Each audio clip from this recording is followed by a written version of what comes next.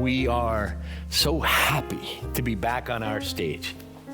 And we are honored to have you join us. Welcome to Actors Conservatory Theater's 2021 Monologue Moments. My name is Armand Paganelli, and I'm here to guide you through solo scenes from the American stage and film, featuring local actors and directed by Arlene Wendt. Our opening scene features Linda Fitzgerald as Queen Agravain in the 1950s Broadway musical Once Upon a Mattress, with a book by Jay Thompson, Marshall Baer, and Dean Fuller.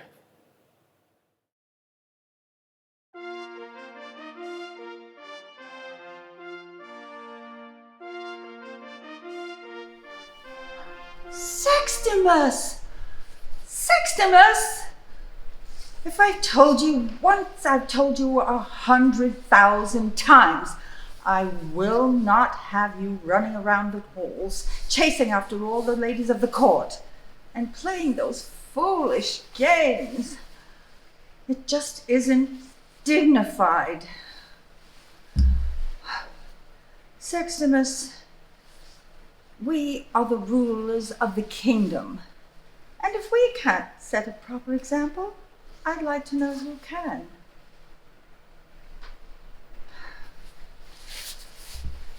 Sextimus, since you're not doing anything of any value whatsoever, why don't you go for a nice long walk in the courtyard? No, really. Go on. Go ahead. Go! Dauntless, darling, what are you muttering about? Don't want you to get married? Don't want you to get married? Dauntless, don't you trust me? Of course I want you to get married. How many times have I said to you, I want you to get married? Why, only this morning I was saying to your father, I said, Sextimus, I want that boy to get married. It just isn't normal for a boy that age to stay single. After all, he is the prince, I said. Don't forget that. He's next in line to the throne. I mean, we're not exactly the oldest people in the world, but on the other hand, we're not going to live forever. And I just know that I would feel much better, much easier and more relaxed in my mind if that boy were married and settled and set. And that is absolutely verbatim exactly what I said to your father this morning. Of course, he didn't say anything. He never does. But you know him as well as I do. I don't have to tell you how impossible he is. But that's my cross to bear, and I don't want you to worry your head one tiny bit about the fact that your father and I don't get along, and never have. If he makes me miserable, if he makes me suffer, I just have to put up with it. And I will not allow it to affect my child's attitude toward him or me. He may be a mean, stupid, dreadful, selfish, rotten man, but he's your father, and I want you to respect him. Dauntless, there is only one person who really cares about you and really worries about your health and your happiness and your future. And that's what I'm talking about right now, your future. And I want to make myself absolutely clear. I want you to get married, but I don't want you to marry just anybody. After all, marriage is a lifetime partnership, and I wouldn't want to see my little boy make the same mistake I did and wind up miserable the way I did. You are a prince, and you must marry someone suitable, someone who is good enough and smart enough and fine enough for my good, nice, sweet, beautiful baby boy. And of course, she has to be a princess. I mean, a real princess. That's one thing I absolutely insist upon. She has to be a real, genuine, bona fide princess, just as I was. And that's what you really want, isn't it? Someone like me? Of course you do. Oh God, if I were only 20 years younger. Just remember this. You must trust me.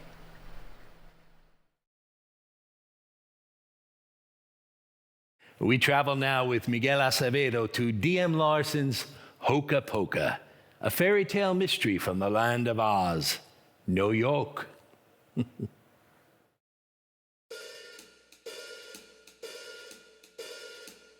It was a dark and stormy night in fairy tale land. A night just perfect for witches. With Fairy Godmother in the clink, I began to wonder if we were ready for a world turned topsy-turvy.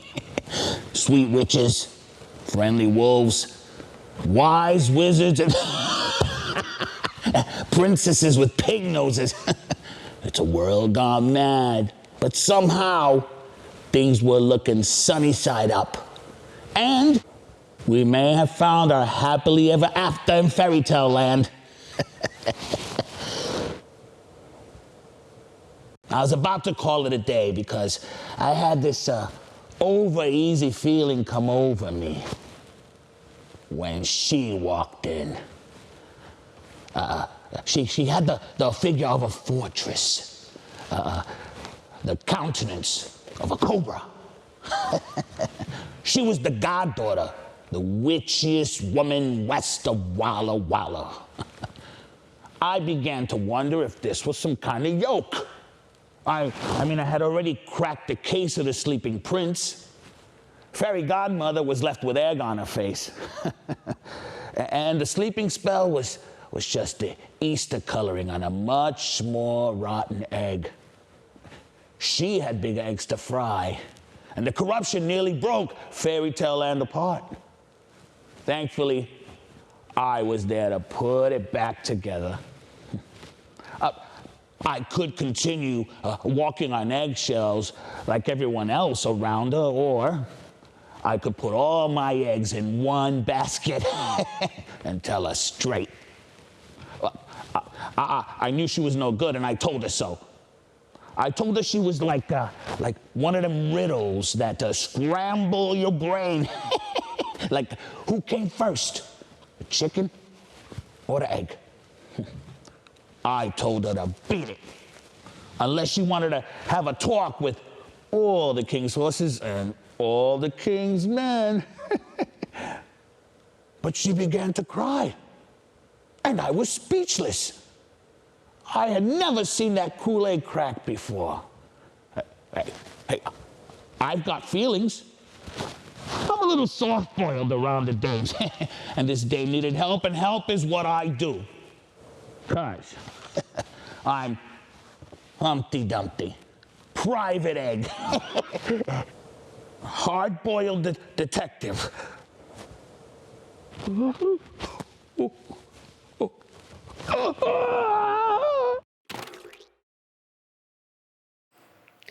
Here, we meet Natalie, giving her advice to her friend Celeste at a bar in John Patrick Shanley's Where's the Money? Tony Fazio brings us the colorful character of Natalie.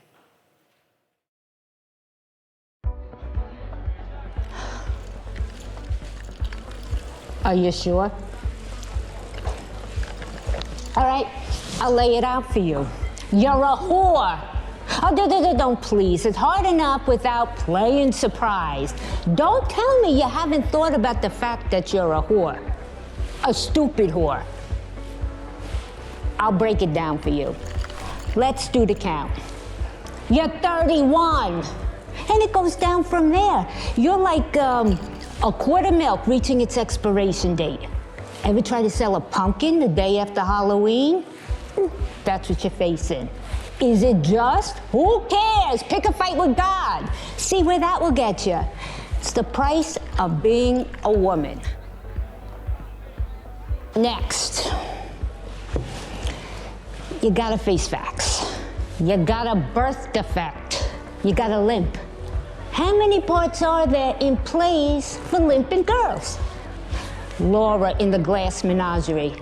And that's it. Did you ever get the part? No.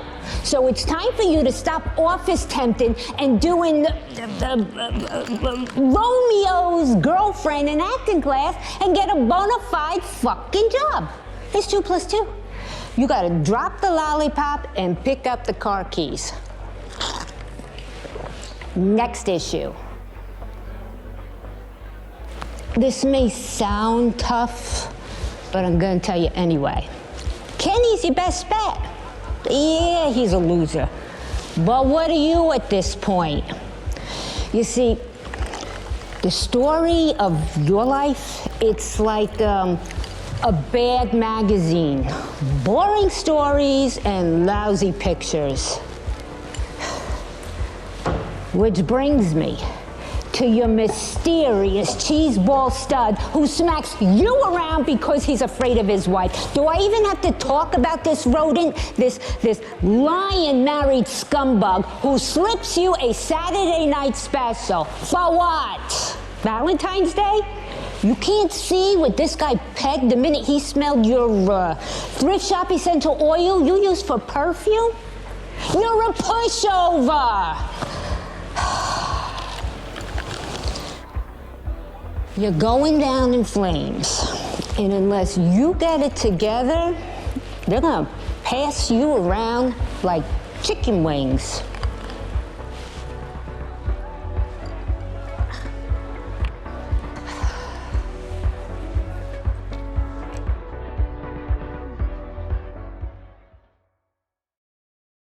August Osage County by Tracy Letts won the 2008 Pulitzer Prize for Drama.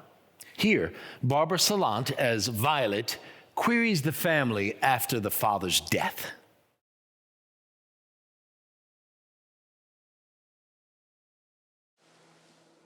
Where are you living now, Bill? You want that old sideboard? You and Barbara are separated, right?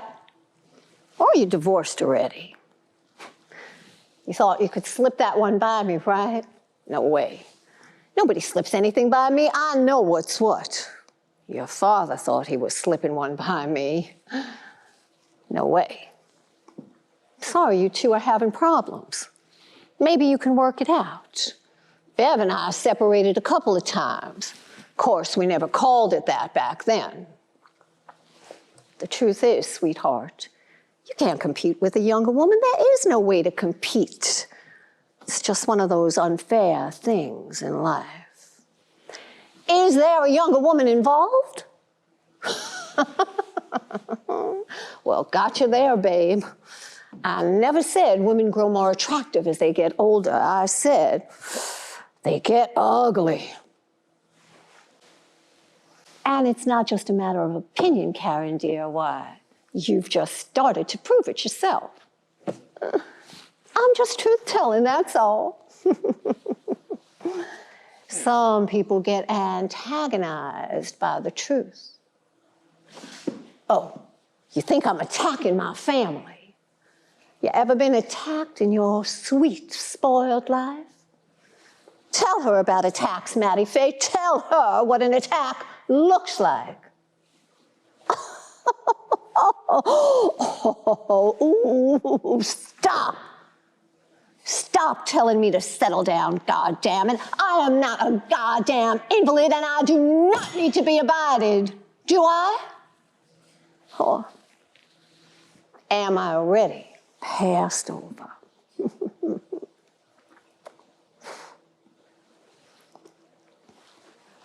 This woman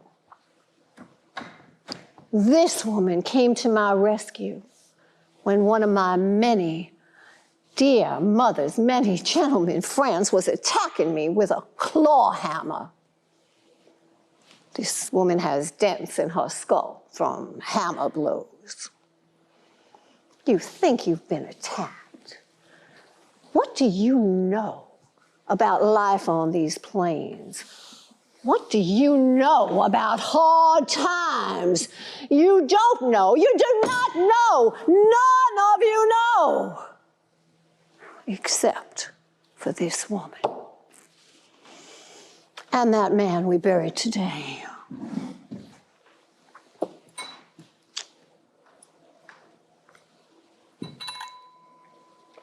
Oh, Barbara. Barbara, sweet Barbara. My heart aches for every time you have ever felt pain, and I wish I could have shielded you from it. But if you think for a solitary second you can fathom the amount of pain that man endured in his natural lifetime, you got another thing coming.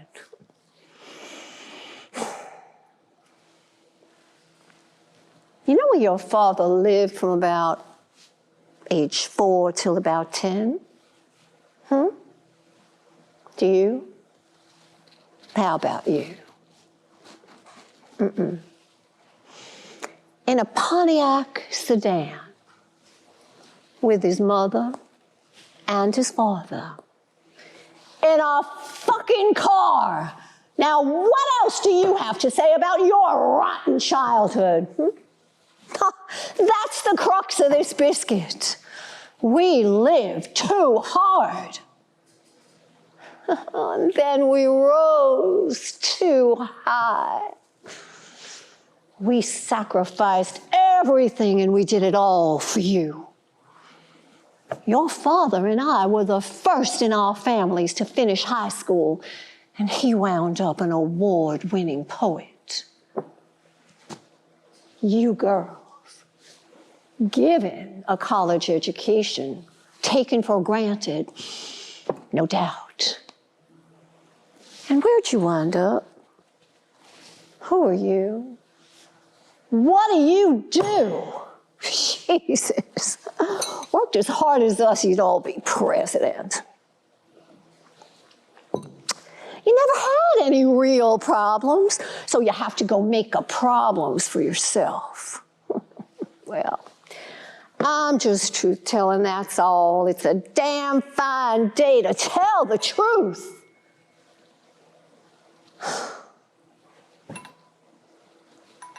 Oh, Ivy. Ivy, my poor little baby. Poor thing. Now, Ivy always had an affection for the underdog. Everybody thinks I'm mean all of a sudden. I'm just trying to tell you the truth. And you want it, don't you? You all want to hear some truth. Well, here it is. Let me tell you all the truth.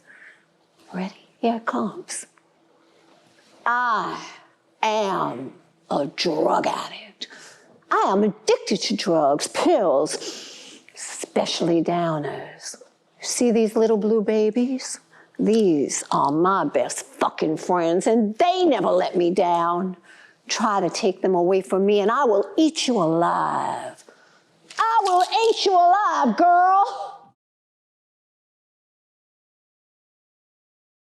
The film, Shawshank Redemption, was written and directed by Frank Darabont, based on a novella by Stephen King. ACT will be presenting that play live at Bryn Mawr Hall here in Yonkers later in 2021. Paul Nicolario, as the character Red, introduces us now to another prisoner, Andy Dufresne.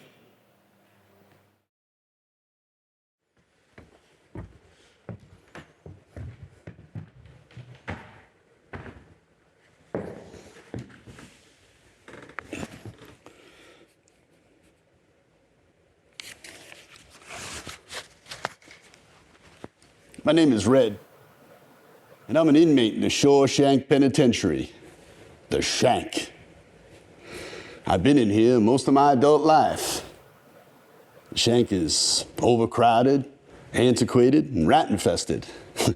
And most of those are walking around in uniform.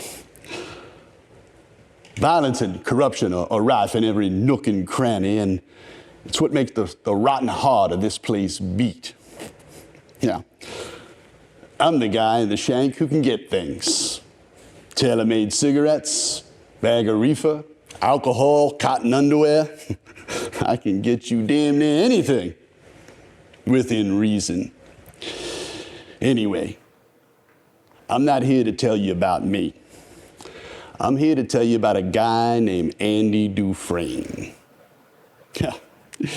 Andy came to the shank for murdering his wife and her lover. It was one hell of a case. One of those juicy ones that had all the right elements. A young, beautiful society girl murdered. A local sports star murdered. And a prominent, smart businessman doing 2 life sentences for both.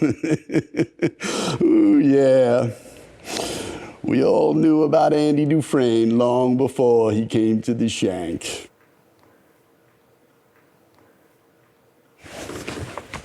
Truth is, nobody could get a handle on Andy Dufresne, and that's because in the first 10 or 11 months here at the shank, he didn't say a damn word to anyone. He just kept his head down and said, "Yes, sir," and "No, sir." But the sisters were determined to break him. Now, gang rape. It's a brutal phrase, no matter how many times you hear it. And it's a common occurrence in most prisons up and down this country, and usually perpetrated by men who like to call themselves bull queers. Here at the shank, they're known as the sisters. Now, most of these men wouldn't think of themselves as homosexual. To them, a homosexual man was not who they were looking for. They were looking for some straight, young, good-looking guys who were weak and vulnerable. Or somebody like Andy, who they thought needed to be taken down a peg or two. Rape in prison is all about status and power and violence. But the irony is that if Andy had have just caved in, they probably would have left him alone. But he didn't. He fought them. He fought them all the way.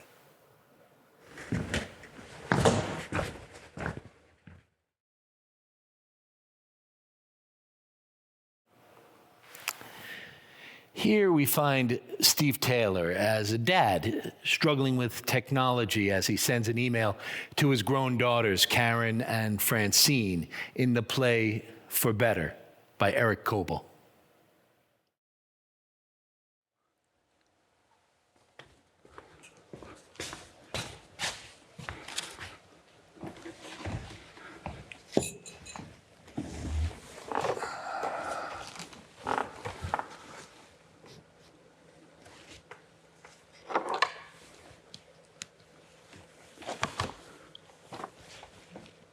Dear Karen and Francine, it's me, your pop, to tell you hell is frozen over. I'm emailing. I'm thinking it's my last chance to finish a thought without you putting me on hold or cutting me off or making me disappear. I now wish I'd taken typing in high school, as it's taken me damn near 20 minutes to finish the last 5 sentences. But in my day, boys didn't type and girls didn't take shop. I bet there's a 62-year-old woman out there now trying to finish an end table and losing fingers even as I type. And there you go, the education system of 1956.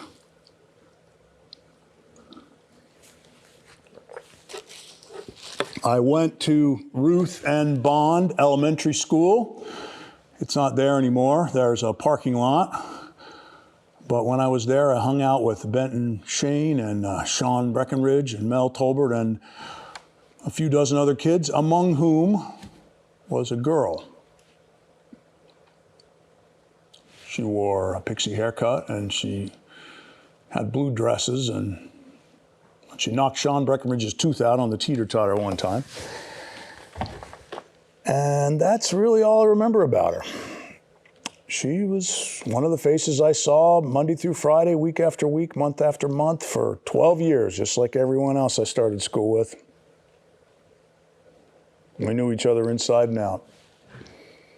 Who cried easy, whose parents were drunks, who told the good dirty jokes, who would laugh till they peed their pants. We watched each other grow up without realizing that's what we were doing. And out of that stagnant pool of Hoover High School, which isn't there anymore, it's a Sam's Club. One day I was looking over in gym class at the pixie cut girl, the same one I'd spent the previous 12 years watching grow up without realizing what I was doing. And there she was, laughing in the corner with a bunch of girls. And I thought,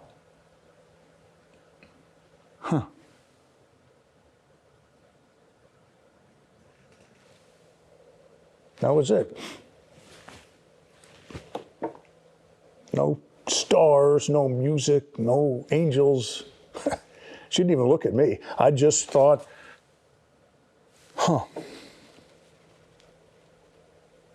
and that changed my life and hers. And yours.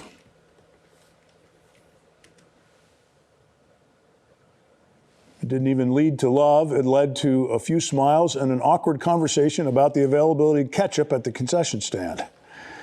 Anybody looking at us wouldn't have been able to say those kids will spend the next 43 years together and raise two incredible girls. Some people, you could see it on the outside, not us. The happens in here. And all the Bentons and Seans and Mel's in the world, they can't tell you when it's real or not, or whether it'll last or not, or whether it's worth it or not, and neither can I. All I can tell you is, if you feel keep your eye on that person. Smile a little more often. Even if you keep learning things about them and they tick you off, or if you make lousy mistakes, or if they make lousy mistakes, or if you can barely remember the at all, if it's still there, even the glowing head of the match after the fire's out. Keep paying attention. Because you may only have a day with them, or a week, or 43 years. But when it's over, it won't have been enough. So say when you can.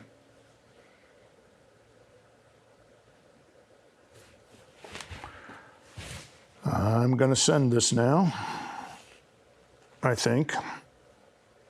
It's taken me 2 hours to write it, and now I'm going to put it in its bottle and drop it in the ocean of electricity. Damned if I even know where either one of you are right now. But I love you, both of you, more than you'll ever know. I'm going to bed, Dad.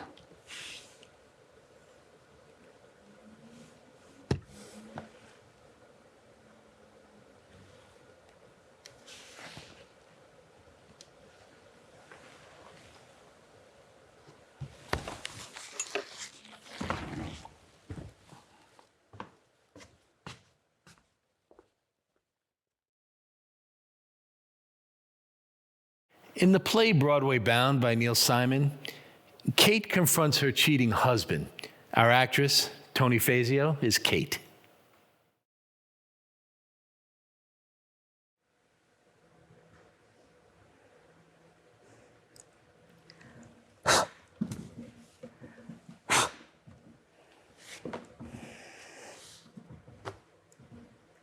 There are two things a woman doesn't have to be told. When she's pregnant, and when her husband stops loving her. So, what do I want to do? Is that how it works? You have the affair, and I have the choice of forgetting about it or living alone for the rest of my life? It is so simple for you, isn't it? I am so angry. I'm so hurt by your selfishness.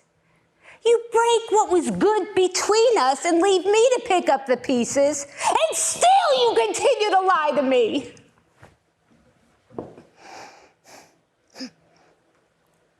I knew about that woman a year ago.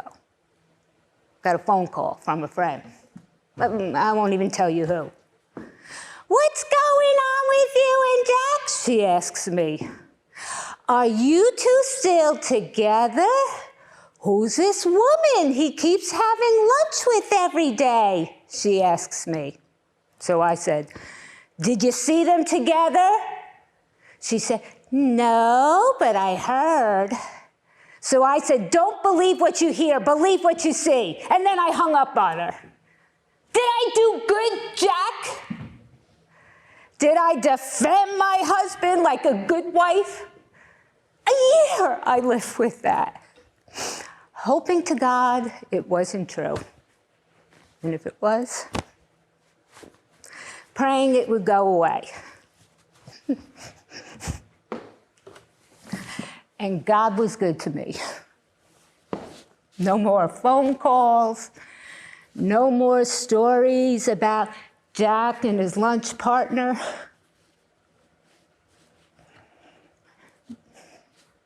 No more wondering why you were coming home late from work, even when it wasn't the busy season. Until this morning. Guess who calls me? Guess who Jack was having lunch with in the same restaurant twice last week? Last year lies don't hold up this year, Jack. This year, you have to deal with it.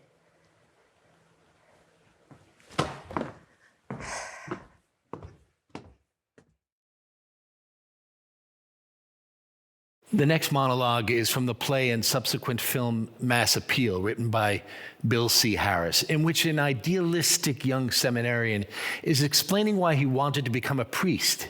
Its themes of human suffering, empathy, pride, and redemption could be spoken by anyone and acted out in many different universes. A law office, a government, a family, or during a pandemic. The key to this piece is that it's relatable to so many people in so many situations. Here's Nellie O'Brien.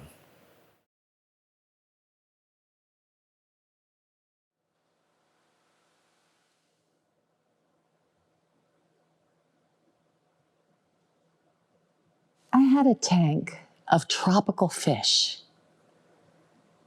and somebody turned up the heater, and they all boiled.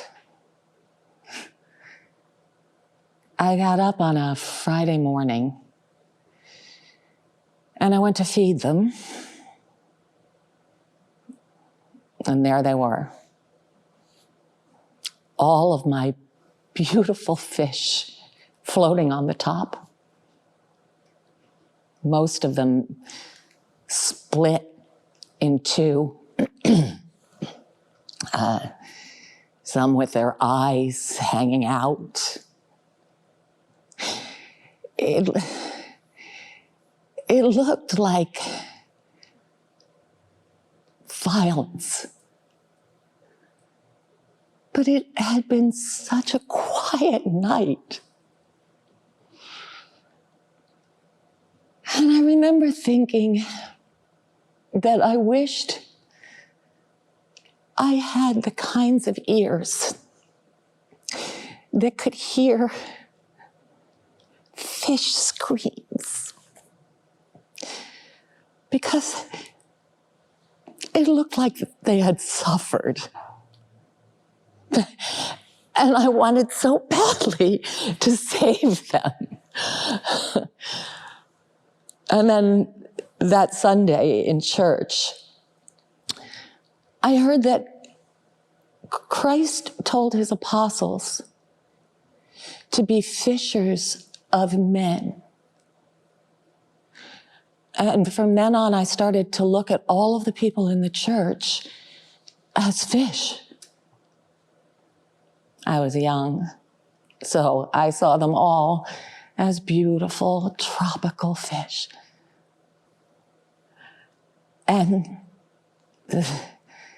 so I knew that they were all quiet screamers. Church was so quiet. And I thought everyone was boiling. And I wanted the kinds of ears that could hear what they were screaming about, because I wanted to save them.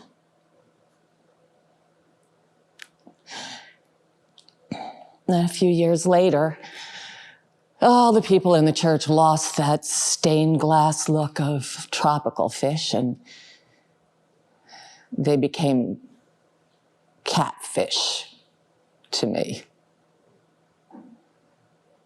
Overdressed scavengers. And I drowned out anything I might have been able to hear.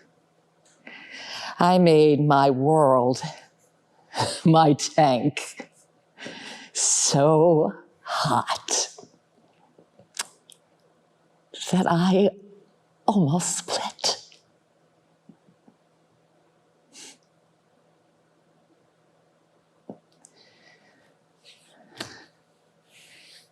So now, I'm back, listening.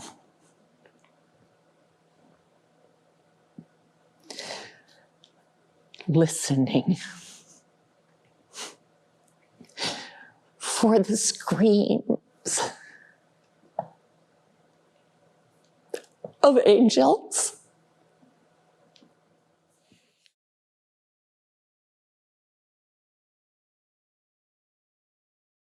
This next piece transports us to summer on Fire Island as Buzz arrives for the weekend. Neil Schleifer plays Buzz in Terrence McNally's play Love, Valor, Compassion.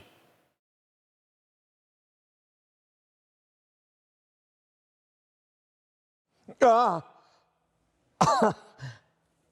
was having a musical comedy nightmare. They were going to revive The King and I for Tommy Tune and Elaine Stritch. We've got to stop them. I love musicals.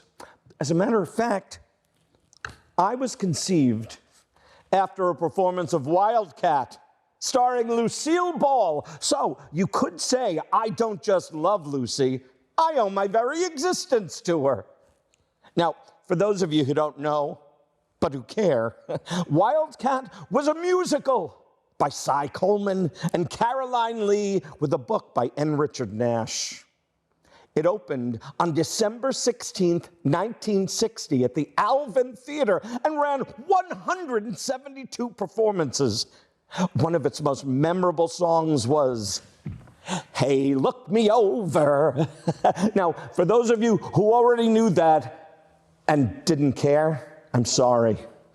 And for those of you who didn't know all that and still don't care, I'm really sorry. I don't mean to steam anybody up. That sounds like it could be a cue for a song. Steam heat. No, Buzz, really. But I've got steam heat. Of course, if this were a musical, there would be plenty of hot water, and it would have a happy ending. Life and Gregory's Plumbing should be more like a musical. Today's Deep Thought by Buzz Hauser. But of course, there are those naysayers who say, not every musical has a happy ending, Buzz. And to them I say, yes, yes they do. Even the sad ones. You see, it goes like this. The orchestra plays, the characters die, the audience cries, the curtain falls, the actors get up off the floor, the audience puts on their coats, everybody goes home and feels better. That's a happy ending, Perry. Oh, once, just once, you know what I'd like to see? A production of West Side Story where Tony really gets it. And everybody dies. The Sharks, the Jets, Maria's while we're at it, and, oh, Officer Krupke, what are you doing sneaking out the back? Get up here and die with the rest of us, you son of a bitch. Or A King and I, where Yul Brynner doesn't get up off that tiny little Siamese bed for a curtain call. A Sound of Music, where the Von Trapp family dies in an authentic alpine avalanche. A Kiss Me Kate, where Kate's got a great big cold sore on her lip. A funny thing happened on the way to the Forum, where nothing is funny. And nothing happens. And everybody's just waiting. Waiting for what? For what? For nothing. For death. Just like all my friends are, myself included.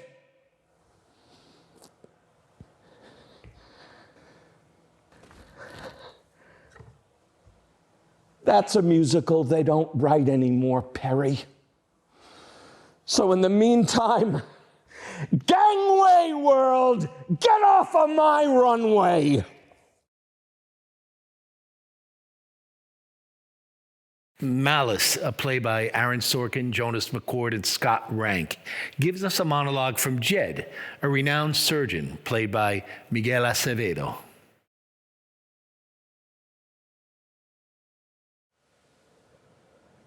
No. Let them address me. It's about time I got to answer some questions around here.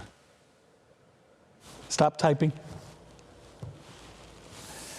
So the question is, do I have a God complex? Which makes me wonder if this lawyer has any idea as to the kind of grades one should receive in college to be accepted to a top medical school. Or if you have the vaguest clue as to how important someone must be to lead a surgical team.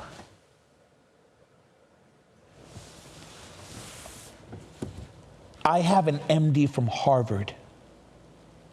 I am board certified in cardiothoracic medicine and emergency surgery. I have been awarded citations from 7 different medical schools in New England, and I am never, ever sick at sea.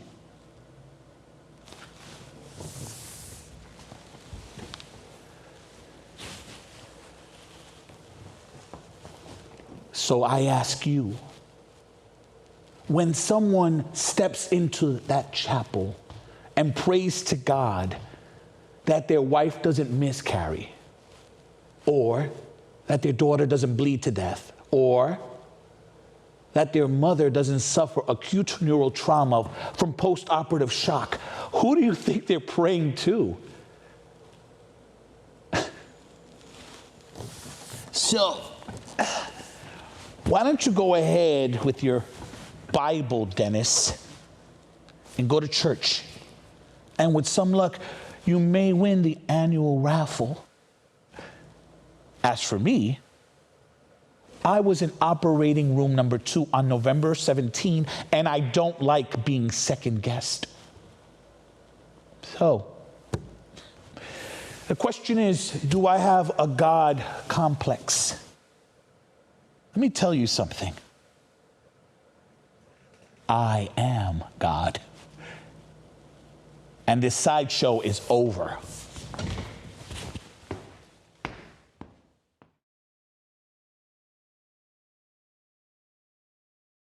Here, we meet Tom Beck as Sidney Leonard Lipton, delivering a message from Neil Simon's comedy, God's Favorite.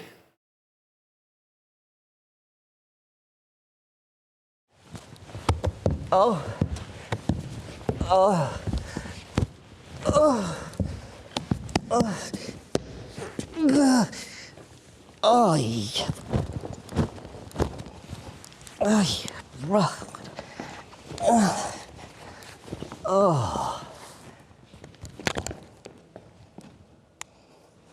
the name is Lipton, Sidney Lipton.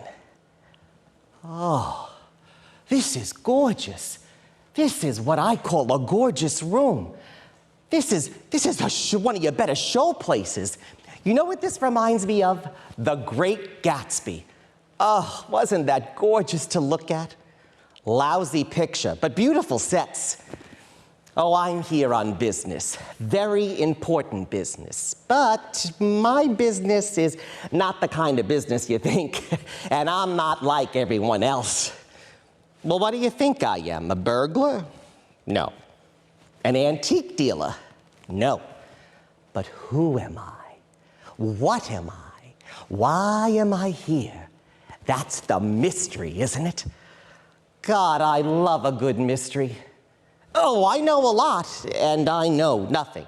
Yet to know nothing is to know everything. What does that mean? Why did I say that? I have cramps in my head. Do you ever get cramps in your head? All right, enough with the chit-chat. Let's get down to brass tacks. Let's discuss the reason for this midnight meeting of this somewhat sinister creature who stands before you.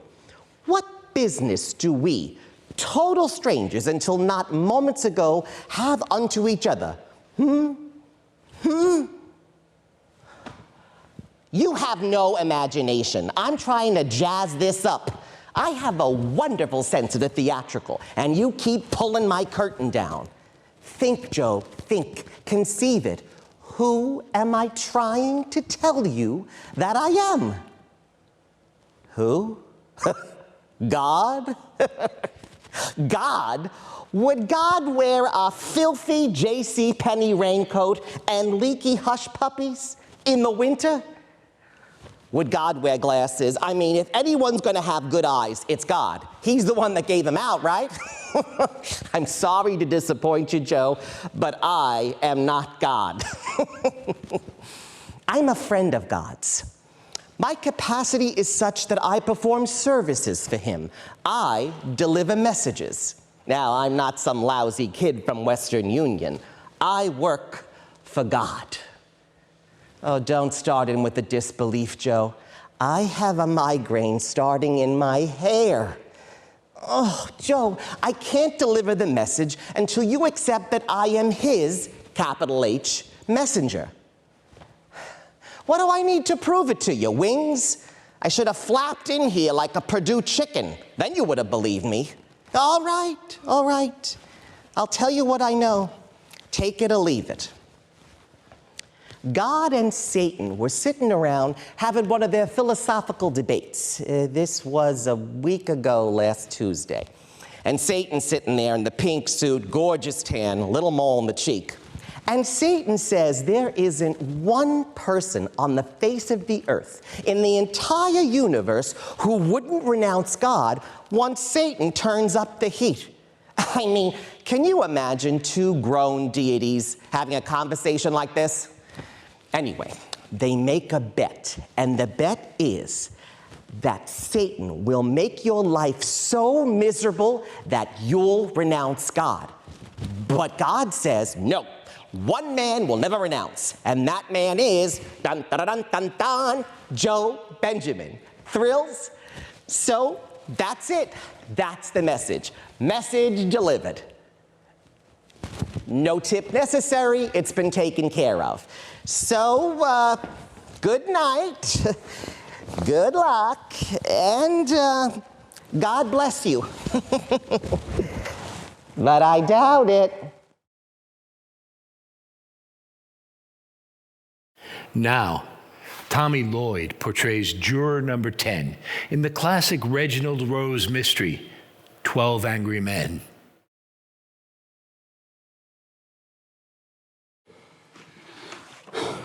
You know, I don't understand you guys. All these picky little points you keep bringing up, they don't mean anything. How can you believe his story? Well, you're an intelligent man, right? I mean, you're not going to tell me you're not. You know the facts of life. Well, for Christ's sakes, look what we're dealing with here. You know what they're like.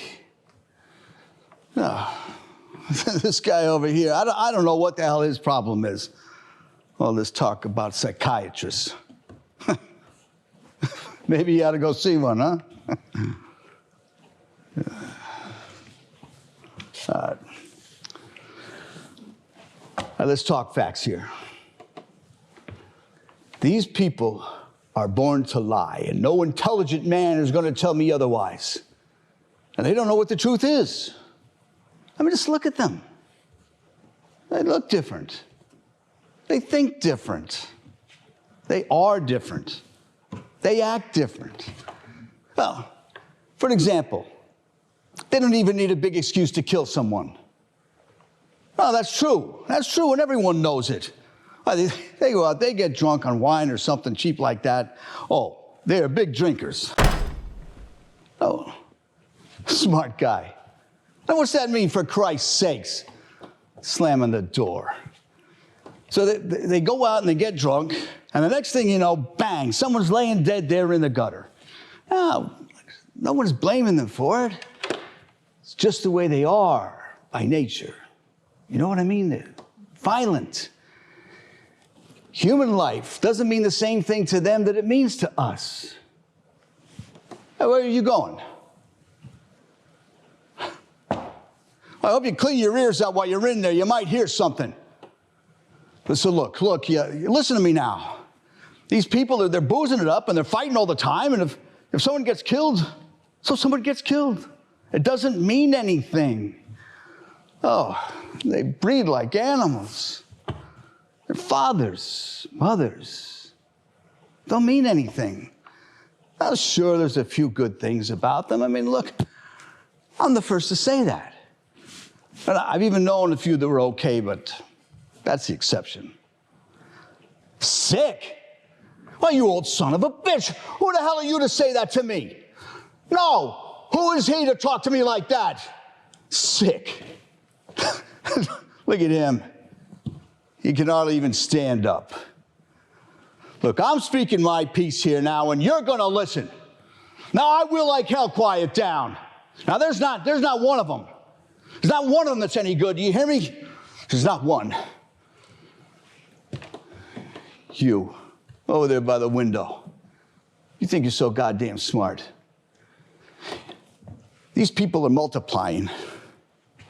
That kid on trial, his kind, they are multiplying 5 times as fast as we are. That's the statistic, 5 times. And they're wild animals. They're against us. They hate us. They want to destroy us. We're facing a danger here now. We're facing a danger here. Don't you know it? We're living in dangerous times. And I say that if we don't strike them down every chance we get, they're going to own us. They're going to breed us out of existence. And you better listen to me, you goddamn geniuses. These people are vicious. They're violent. And they're ignorant. And they want to cut us. That's their intent. They want to cut us up. And I say, this kid on trial, we've got him. And that's one at least. And I say we get him before his kind gets us. And I don't give a goddamn about the law. Now, why should I? They don't. Now, I'm telling you. How would you like me to cave your head in for you, you little bastard? Where the hell do you get the gall? We've heard enough. Sit down and don't open your filthy mouth again.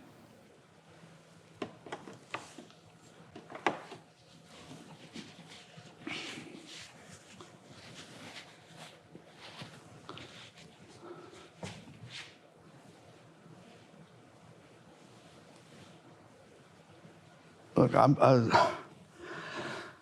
just trying to tell you something.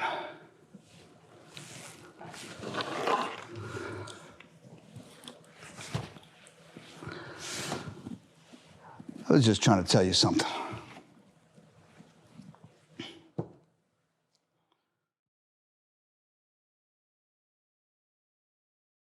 Our final monologue in this program brings us Daniel Charest from the movie Network by Lee Hall Howard.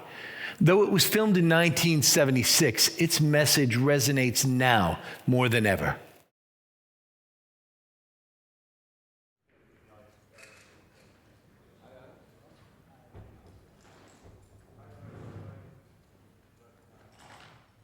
I don't have to tell you things are bad. Everybody knows things are bad. Everybody's out of work or scared of losing their job. The dollar buys a nickel's worth. Banks are going bust. Shopkeepers keep a gun under the desk. Punks are running wild in the street, and there's nobody anywhere who seems to know what to do. And there's no end to it. We know the air's unfit to breathe, and our food's unfit to eat. And we watch our TVs while some local newscaster tells us today there was 15 homicides and 63 violent crimes, as if that's the way it's supposed to be. We know things are bad, worse than bad. They're crazy. I mean, everything is going crazy. So we don't go out anymore. We sit in our house, and slowly the world we live in keeps getting smaller and smaller. And all we ask is, please, please, at least leave us alone in our own living rooms. Let us have our TVs and our toasters and our hair dryers and our cell phones. And I won't say anything, but please, leave us alone.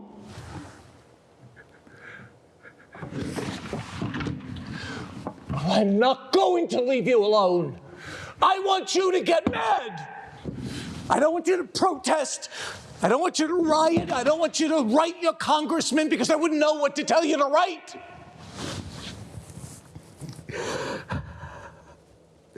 I don't know what to do about the depression and the inflation and the defense budget and the Russians and crime in the street. All I know is, first you've got to get mad. You've got to say, I'm a human being, God damn it! My life has value! My life has value.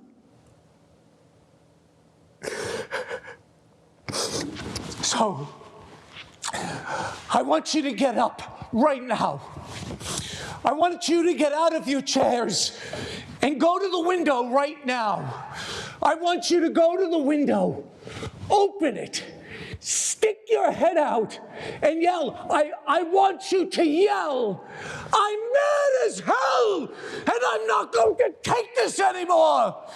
Get up out of your chair right now. Go to the window, open it, stick your head out and yell and keep on yelling. First, you've got to get mad. And once you're mad enough, we'll figure out what to do. Stick your head out and yell, I'm mad as hell, and I'm not going to take it anymore. I'm mad as hell, and I'm not going to take it anymore. I'm mad as hell, and I'm not going to take it anymore. That's it. I've had it with the foreclosures and the COVID crisis and the unemployment and the corruption of finance and the inertia of politics and the right to be alive and the right to be angry. I want to hear from the little man and woman. I want to hear from you now. So stick your head out and yell. Yell and keep on yelling. Yell so the whole world can hear you above the chaos and the degradation and the apathy and the white noise. What's that? They're yelling in Chicago. They're yelling in Chicago. Yell! Yell! And then we'll work out what to do about terrorism and the COVID crisis. Stick your head out and shout it with me.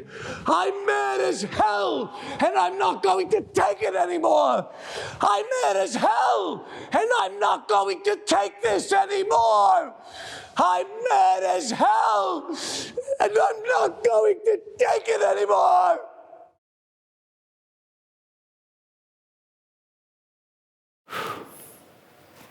Well, thank you for spending this time with us. We so appreciate your support. In fact, ACT would not be here without you. If you'd like to drop a note to the actors or the staff, please send your comments to act@actshows.org, and we'll be sure to pass along your notes to the actors. And know that we long for the day when we can have you with us here in our theater again. Well, stay well. We'll see you soon.